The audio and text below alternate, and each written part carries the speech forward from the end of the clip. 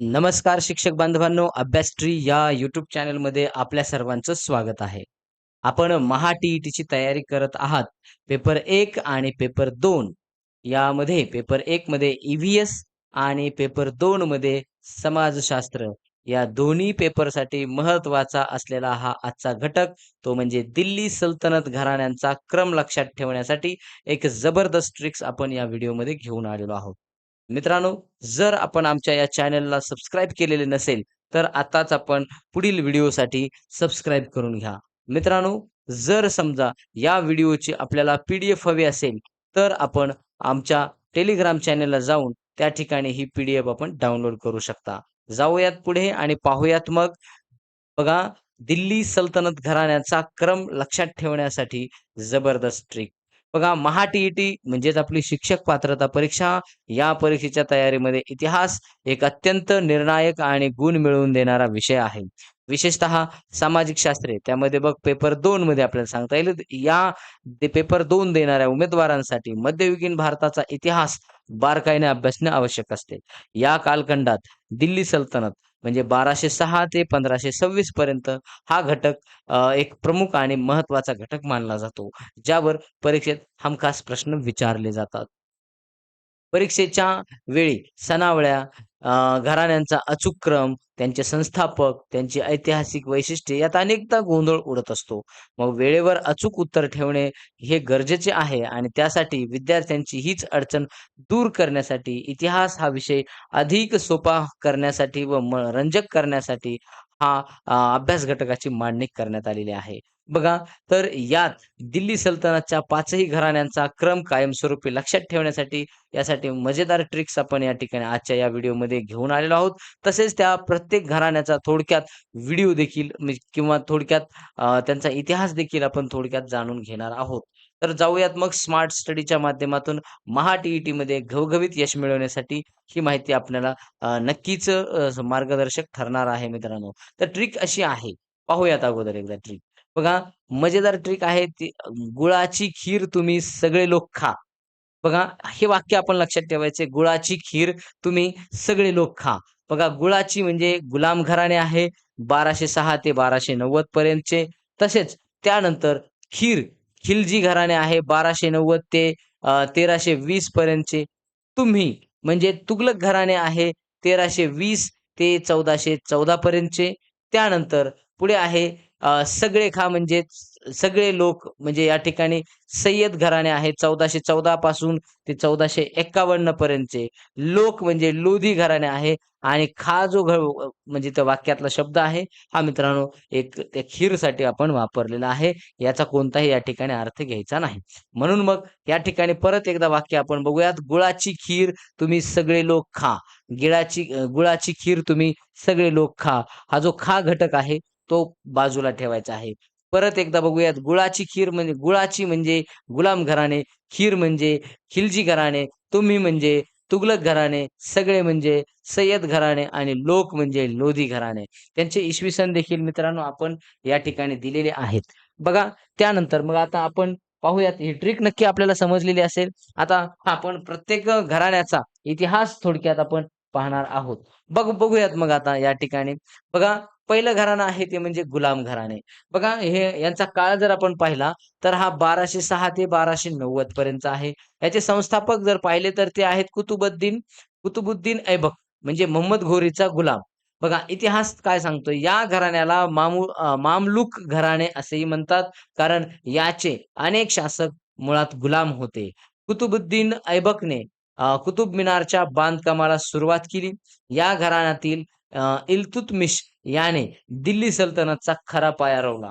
Razia sultana ही याच घराण्याची शासक होती, जी दिल्लीच्या गादीवर बसलेली पहिली आणि एकमेव मुस्लिम महिला शासक ठरली.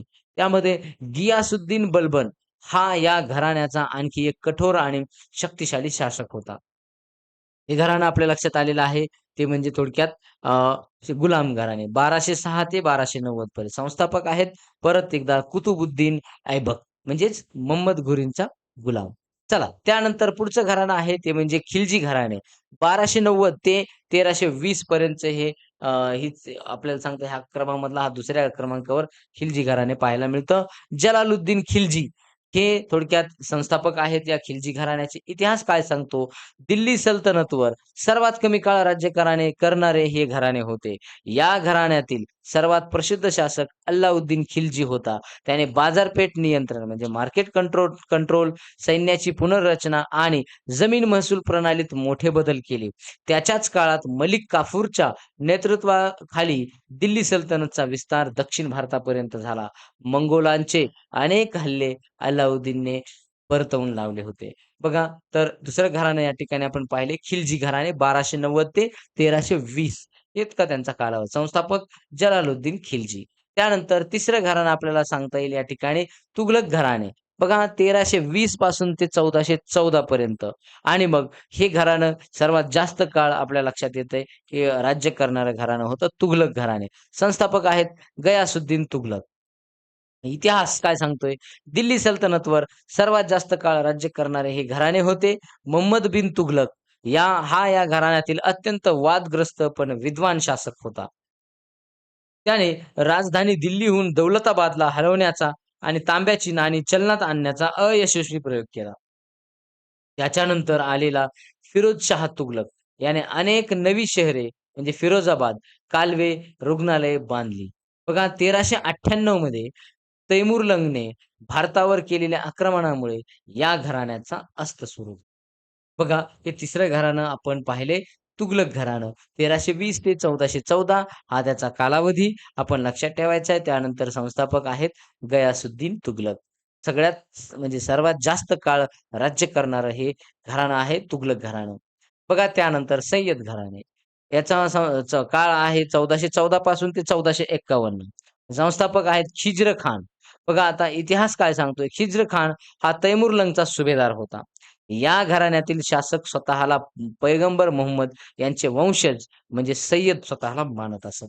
आणि मग दिल्ली सल्तनतच्या इतिहासात हे घराणे तुलनेने खूप कमकुवत होते. त्यांच्या काळात राज्याचा विस्तार फारसा झाला नाही. केवळ 37 वर्षे त्यांनी दिल्ली आणि आसपासच्या छोट्या भूभागावर राज्य केले. 4 नंबरचं घराणं आपण पाहिलं सय्यद घराणं. यामध्ये मग 1414 ते 1451 हे त्यांचा काळ होता. खिज्र खान हा त्यांचा संस्थापक आपण लक्षात ठेवायचा. त्यानंतर बघा लोधी घराणे 5वं घराणं आपल्याला या ठिकाणी सांगता येईल. बघा 1451 ते 1526 बेहलोल लोधी संस्थापक आपल्याला पाहायला मिळतील. इतिहास काय सांगतो? हे दिल्लीवर राज्य करणारे पहिले अफगाण घराणे होते. बघा सिकंदर लोधी हा या घराण्यातील सर्वात कर्तबगार शासक मानला जातो.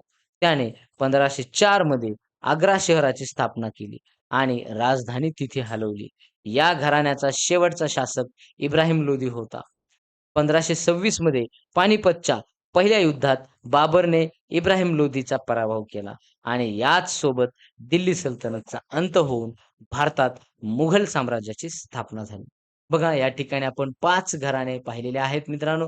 म्हणजे या 5 घराण्यांचा जो क्रम आहे, तो क्रम आपण समजून घेतलाय.